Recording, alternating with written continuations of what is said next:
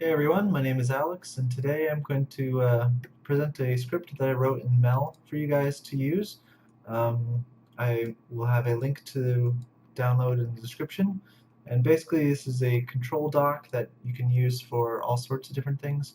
I used it specifically, or I wrote it specifically to deal with some of the simple things in Maya that you have to do a lot that I believe might be a little bit too difficult, or might just need some help. I made it very feature rich and sort of compact and quickly accessible, and I hope you guys enjoy it.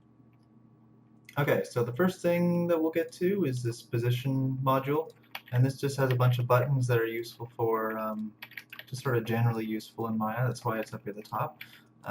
Relatively simple and common, but it's got some useful sort of applications that I made specifically for this. Um, so what I can do is I can zero this out and it'll just set all your translate, rotate, and scale values to their default sort of zero positions, um, which is nice. Or I can set a um, selection here and hit 0 and it'll just do the translates if I have those selected, or just the rotates, just like that. If I double click, then it'll ignore the selection of the channel boxes and it'll just run on the whole node, which is nice because sometimes you didn't want those selected and you'll forget. And it's nicer to not have to go back and forth all the time. So set 0 on those. So the other thing I can do is I can set these to default, which is at the moment is going to be the same as setting them to 0. But what is good about this is if you have a control for your rig that has multiplication values or something like that, the 0 won't affect user-defined attributes, but the default button will. So we'll set a default test on both of these actually. Might as well. And we'll set that to 10, and then we'll set that. If I change, so these attributes come in as the value that you set, which is pretty useful, but you can also actually access these values through scripts. So setting that to default now goes back and finds whatever value that was set there, and it runs on all of the selected objects. But I can also change this. If you have a rig that you like to have at sort of a different, who knows, there's all sorts of attributes that you could affect, but you can actually set these to be sort of more closely aligned to what you're looking for. So I set default here with this attribute selected and says edit default attribute of edit default values of 2 attributes across 2 nodes. If I leave none selected and set default, then you can see it edited the default values of 22 attributes across 2 nodes. That's 11 per attribute, because it also works on these here. So if I set these to 0, you can see this box moves in. But if I set it default, it moves back to its position of 2 here. So I can move this, rotate it, scale it, and set defaults on those. And then can move it between 0 and default. So it's good if you have a control in if you have a rig that is sort of, stock and T-pose, and it's just really stock still, and you want to give it a little bit of personality before you start animating. Having a sort of relaxed pose is sometimes helpful for animators, so that might be something that'd be useful. Or you could just use a pose editor, but this is a nice way to go about it as well. It's just a fast working sort of thing. So, and these work the same way. So if I only have certain objects selected, certain channels selected here, then it'll only affect those channels for the defaults. And that's the same with the set defaults. You can see it only edited those. And we'll zero those. The last thing is the snap script, which pretty standard. You grab 2 objects or more, and it'll snap to the last selected object. If you decided that you want it to snap to the first selected object, no need to reselect everything. You can just undo and double click, and it'll go to the first instead. So what is cool about that is that it doesn't actually It doesn't create constraints to do this, it just does it based on the XForm matrix data. So yeah, there's that. So this will work on your controls without messing anything up, messing up your animation or anything like that. So the next section is this duplicate transform section. And what this does is helps you set up your hierarchies pretty easily. So we'll create some joints just to get started, and we'll bring up our outliner, our shapes. So all this basically does is it grabs three objects, it grabs whatever you have selected, gets their transforms and rotations, and then snaps a new transform onto them with some naming and hierarchy options here. So what I can do is I can just create a quick, create some sort of tags to use for us to look for. And this will either use, so this setup is, it's either a search and replace, or it's a prefix, or it's a suffix, based on which of these are in use. So if just the first one is in here, we'll call it prefix. We'll type in prefix into there. I have a selection, and what I can do is I can create children. We'll do a locator, and it creates a child with the same name, position, and rotation as each of the selected objects, and names it, and then throws on a prefix, and then puts it as a child of that object. So it does all that stuff all at once. So if I grab these and switch it to suffix, and then do child, then it throws on a suffix after this underscore joint. And if I do a search and replace, I can type in joint and replace it with a suffix. I do child. You can see it replaces those, if it can find them. Otherwise, we'll throw an error, or a warning at least. So this is pretty useful in a lot of ways because you can use it to sort of set up your hierarchies, which can tend to get pretty lengthy depending on what you're using it for. If you have a lot of set-driven keys or something like that, you might have a lot of these. But what I can do is I can also just create control chains. So if there's a bunch of these going down the list, it might be useful. So I'm just going to grab these three, set cog, switch joint with control, set those as parents. Now with the controls, when it's a shape like this, it lets me change these all at once. So I can rotate these or scale them.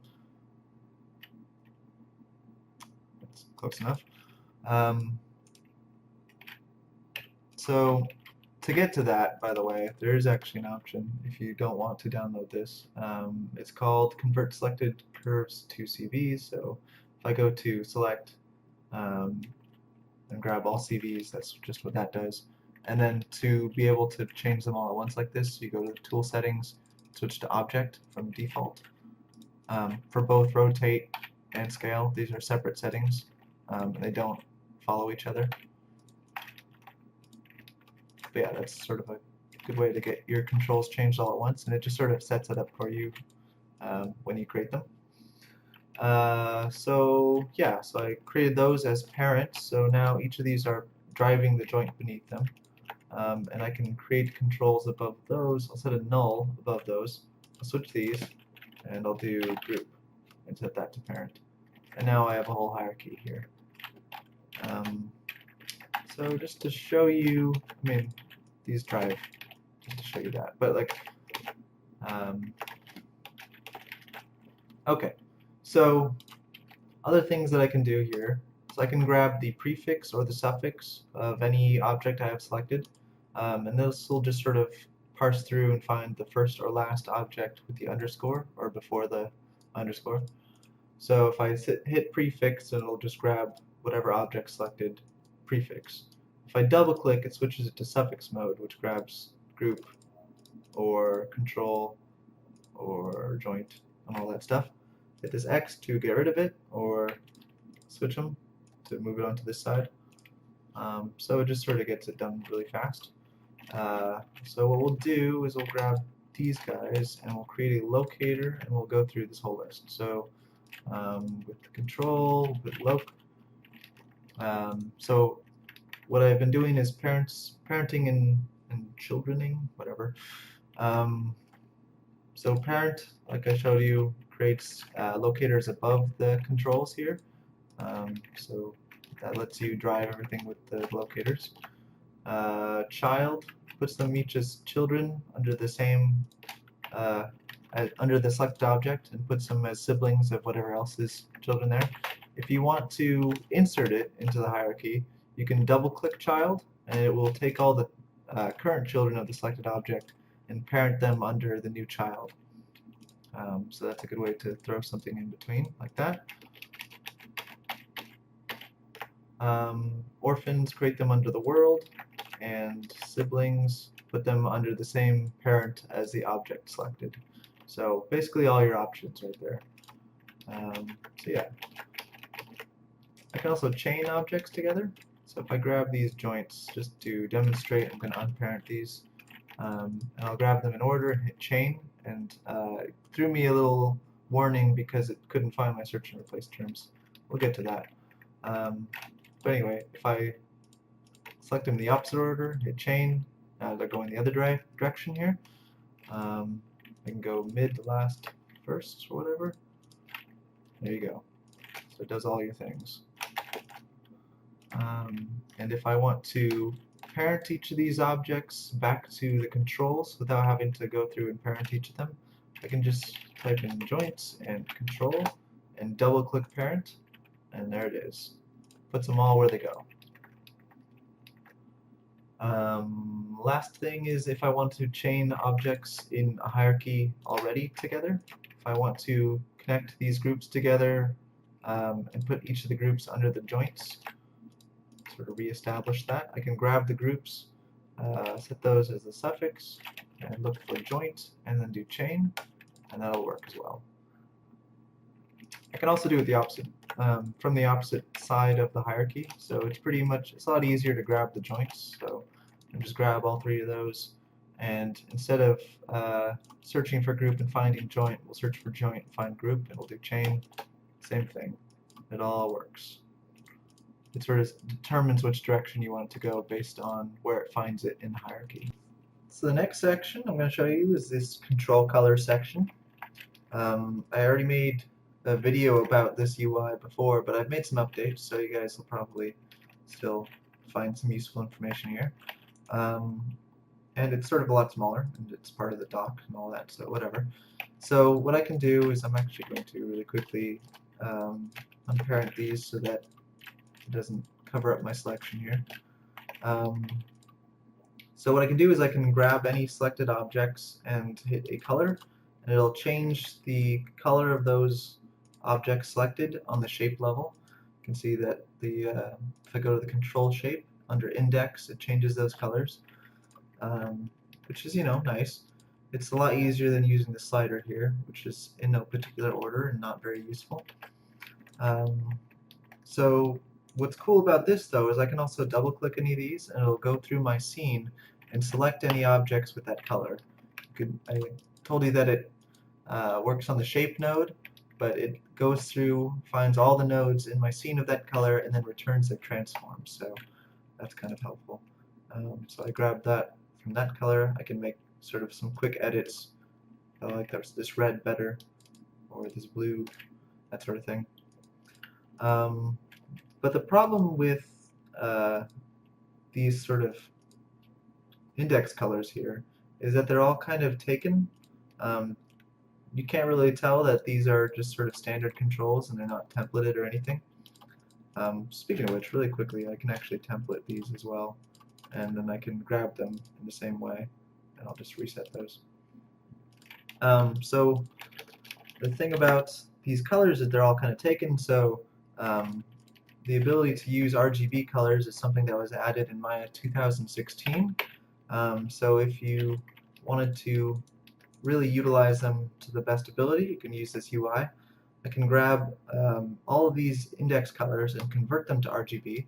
And you go into the shape node here, you can see we're switched to RGB now. So I can actually take these, select by color, and do all the same stuff. This list brings me a list of everything in my scene of that color, so it's kind of useful. If I select by color and then I change this to something kind of new and set that color, you can see I get some pretty cool options. There you go. Level up your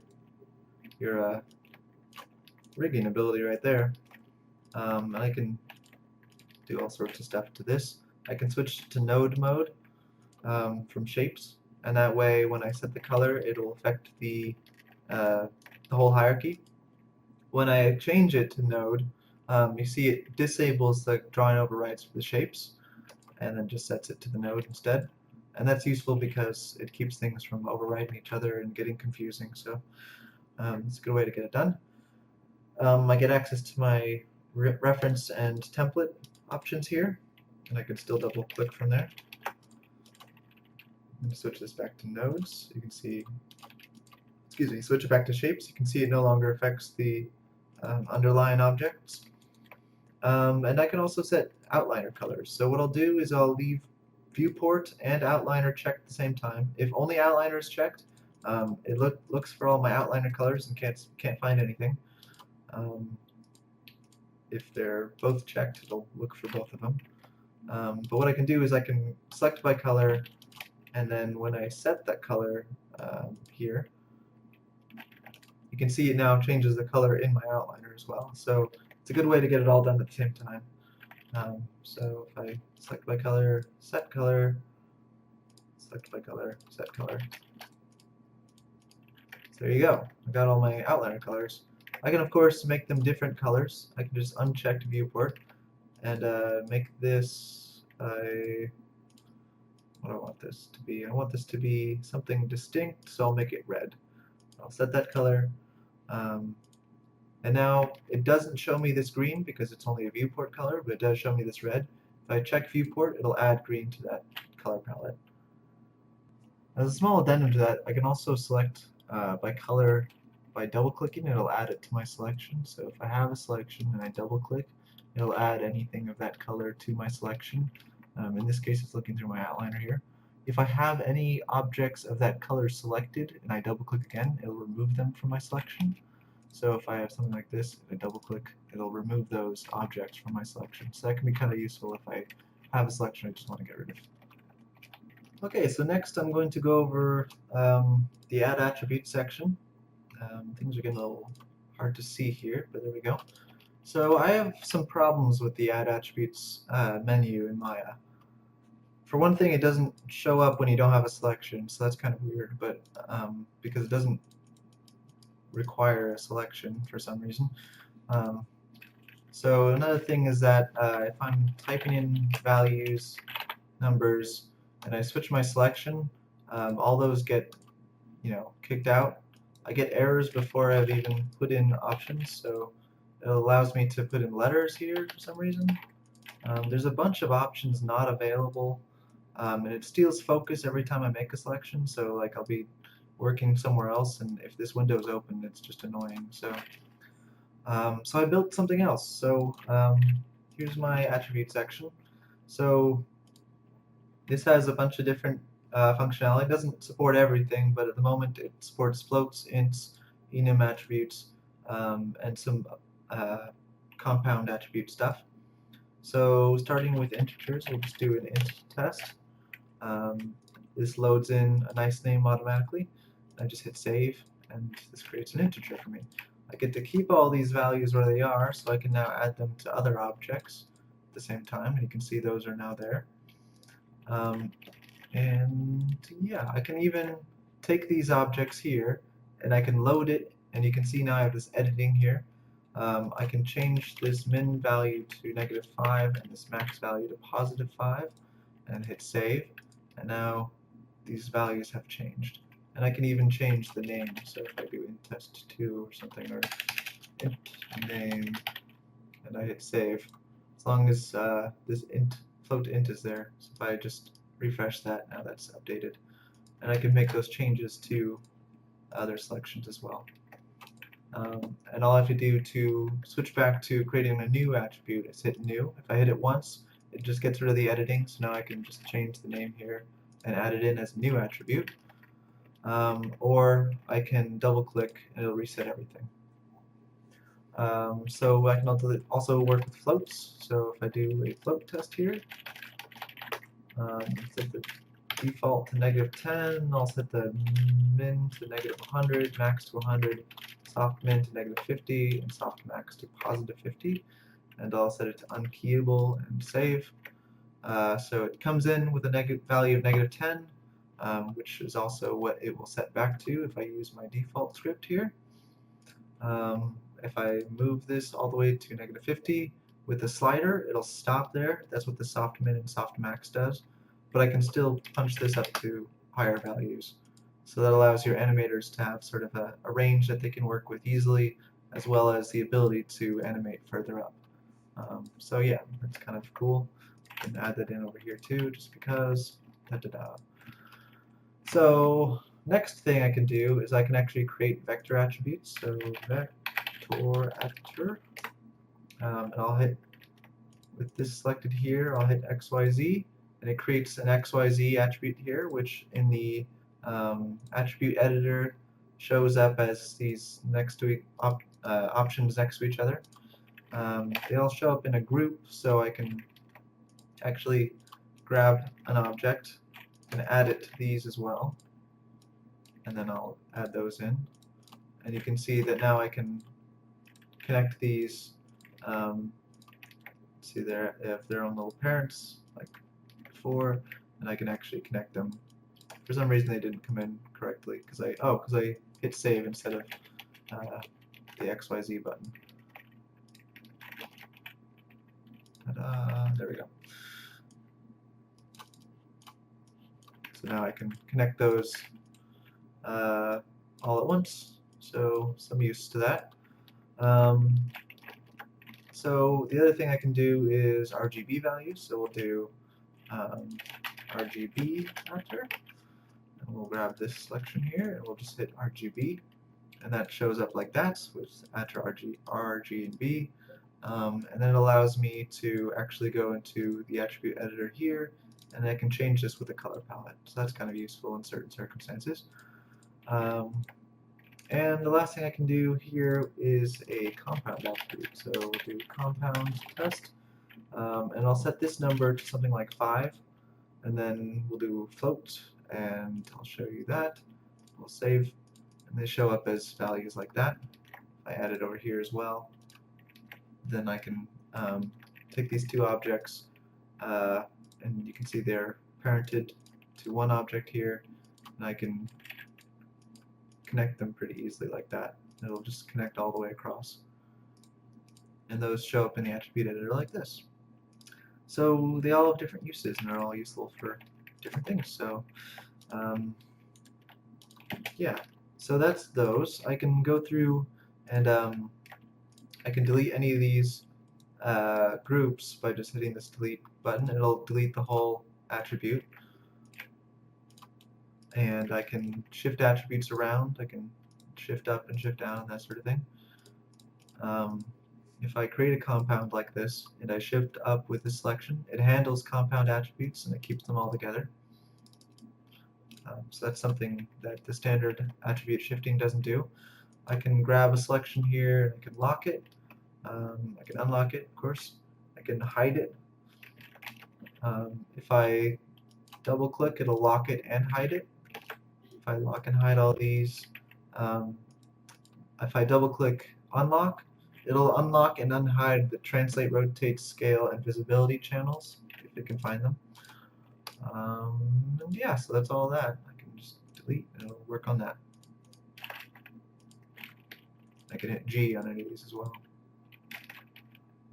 Yeah, a couple other things I forgot. I can also add separators by just clicking this, and it creates these dotted out separators. I like using the dots because when you have an attribute that's longer than a certain length, it puts 3 dots at the end, so you can't even tell that it's too long. So whatever, it just looks nice.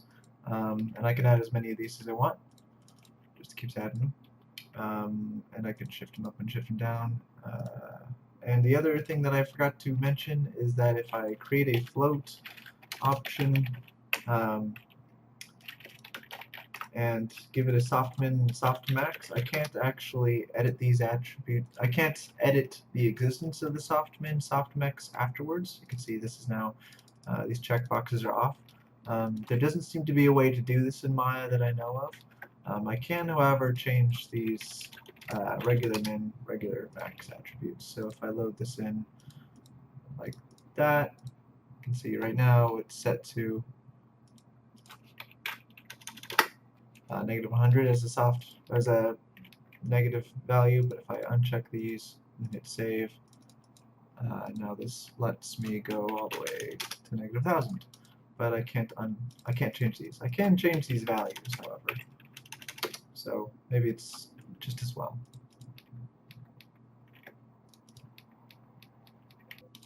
Okay, so the last section is going to be this connect attributes section. And this basically lets me connect attributes together all at once in sort of a batch way. So sort of a batch format. So just to show you exactly what is happening, I can grab this, I can put it into this node panel, and I'll grab this and put this into the node panel here. And then I'll connect their rotate Y attributes. So this will just sort of add based on whatever's selected in the channel box. I'll add to these lists. If I grab here, I can load it into this list and I can make edits. So I can Z or Y or whatever, and then I can add it in. And there you go. And then I just hit connect attributes. Node's connected 1. And now when I rotate these, they rotate together. As long as I'm rotating Y. You can see that incoming connection right there. So what's cool about this is I can make a lot of connections all at the same time. So if I want to, I can have this over here connect to here as well. And when it detects that there's the same amount of nodes on each side, it'll just connect right across. So if I connect that, now these both run. It's connecting this node, this control, joint 1 to joint 2 control, and joint 2 to joint 3. So it's doing all that at the same time. I can do the same thing with multiple attributes. So if I want to, I can grab all 3 of these, and I will double-click remove to remove these and just add them in. And I'll connect those. And now you can see the rotation runs all the way across those as well. They don't have to be the same attributes either. They can also just be the translates here. And I'm going to get rid of these rotation inputs so they don't confuse us. And I'll make that connection. And now when I rotate, it causes transformation values to change. So there you go. So we'll use the node editor to get a good view of this. There you go. So it creates the unit conversions because it's working with rotations. Those are just automatic. I'm going to get rid of those connections and show you some other stuff. So what we'll do is we'll get rid of these and we'll use double linears here. We'll hit this X to reset everything, and then we'll load in the joint control and the multilinear, and then we'll add in translate, and then input. See, there's no way to really grab this from this panel, and there's no access to this from here. But I have this button up here, so I can temporarily show all the attributes that are viewable in the channel box with this button. And if I just click away, everything goes back to normal. So I can set that, grab them, and then hit save, and then click away, and those values stay the same. And that works with multiple selections as well. So if I have all these selected here, and I show those, I hit save, and unhide them, or then hide them again, then they're all available now, which is useful. So I can grab this transform and do that. And this gives me lots of options that are hidden in the transform, which you can also show from here by right-clicking, holding, and then going to show. Excuse me. You gotta click on the node, and it's kind of finicky. But show all attributes is what would normally be there. Show all attributes. So I can actually go in and I can mess with these. I can actually change the rotate axis just to see what happens. It does stuff. That's what happens. And I can edit these all at once, and I can edit them across multiple nodes. Just show that again, and then I can grab options and then save them, and then it'll be available. So yeah, very useful. I like using the channel box, so unlocking its abilities is always a good move, I think. So anyways, with all those into this node here, and with these available, I can grab the inputs, and I can connect one node to multiple outputs at once as well. I can connect to multiple output attributes as well, and that creates connections from each of the translates to each of the output attributes, which is nice and useful.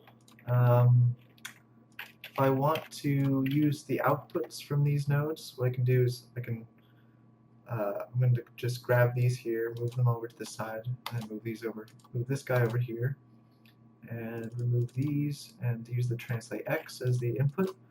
Outputs will not show up on this list. You see that nothing shows up in terms of outputs. So what I can actually do is for any nodes in Maya, these sort of conversion nodes with sort of standard output values, so we'll do a blend colors just to show you all the different kind of utilities here that I can mess with. If I grab clamp, that sort of thing, I can grab any of these sort of unit conversion nodes here, and if I double click add, it will bring me a list of the possible outputs that I might be looking for. So I could either use the output or each of the sub output values here. The blend colors, it grabs the output R. So it's all sort of just the standard things here. So I'm just going to double click this one and it'll grab the right thing for me. And that works with almost all of the utility nodes.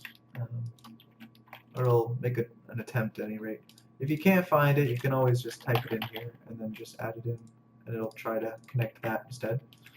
So if I connect to those, if I have all these objects connected, you can see that it doesn't know how to connect these because it's just connecting to the translate X, and more than one attribute can't go into one input. So what I can do instead is I can add an attribute.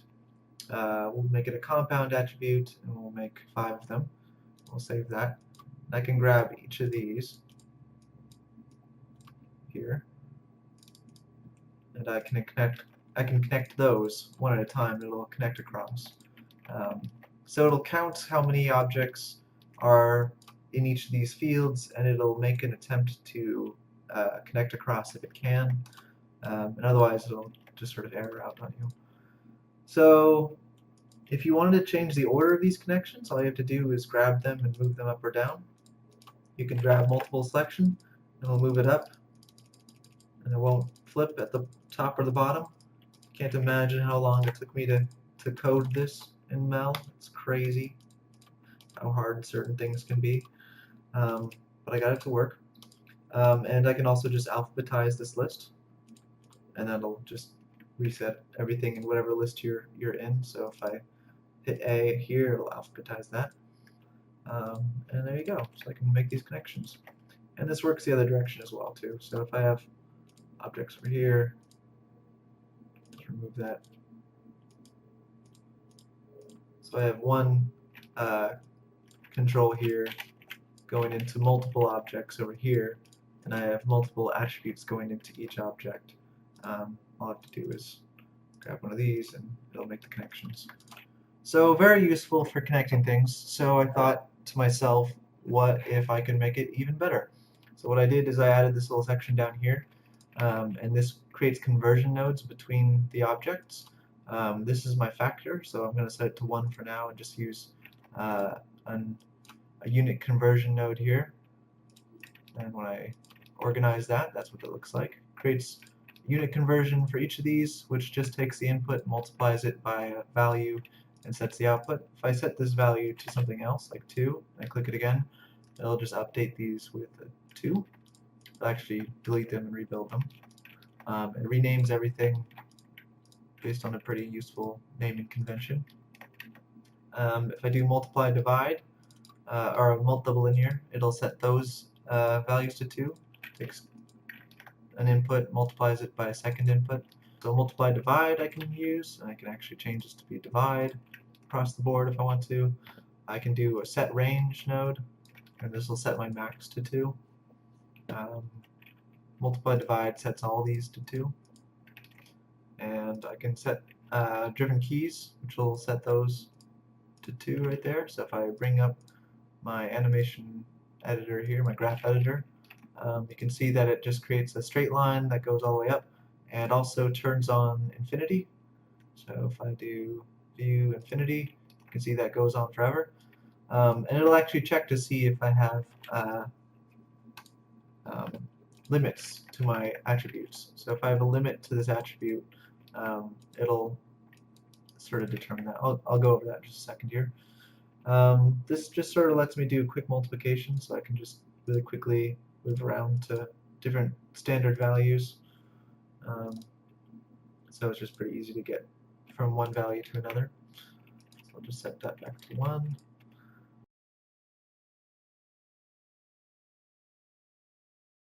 To do the set-driven key in a different way, what we'll do is we'll get these two joints, or these two controls here, and we'll use those as our connections. So what I can also do is with an attribute selected here, which I'll do rotate Y, if I double-click this, it'll determine whether I have an attribute selected. If I don't, it'll do the thing where it searches for an output. But if I do, then it'll just load the whole thing. So if I have multiple objects in one attribute, and I hit double-click Add, it'll add those all in. So what I'll do is I'll grab this, I'll move it over here, and then I'll actually move this over here as well, and then add this here. So we have our connections, and we're just going to double-click this to bring it to this field, and I'll add it here. So what I can do here,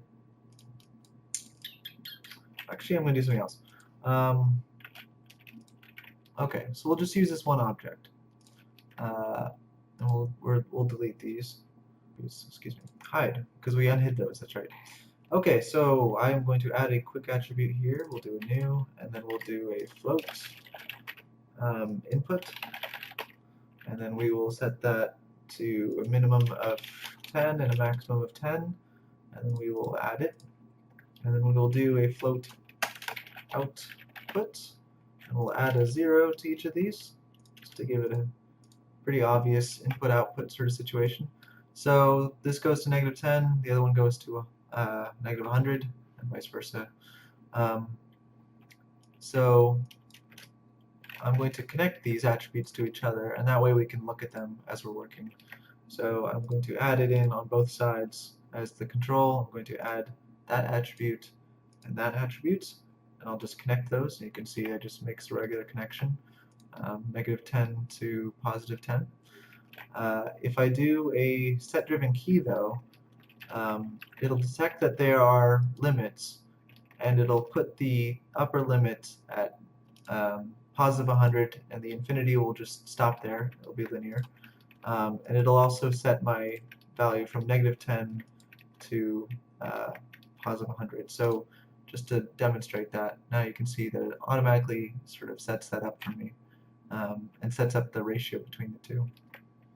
I could also just set this to be a unit conversion, and then have the unit conversion just be set to 10, and then be basically the same thing. But just gives you a couple of extra options. So there you go. Hope you guys enjoyed the video. Hope you guys enjoy the new tool belt. If you have any questions, comments, suggestions, anything like that, just leave me a message in the comments there, and I'll get to it. Link for download in the description, as I said, and yeah, enjoy.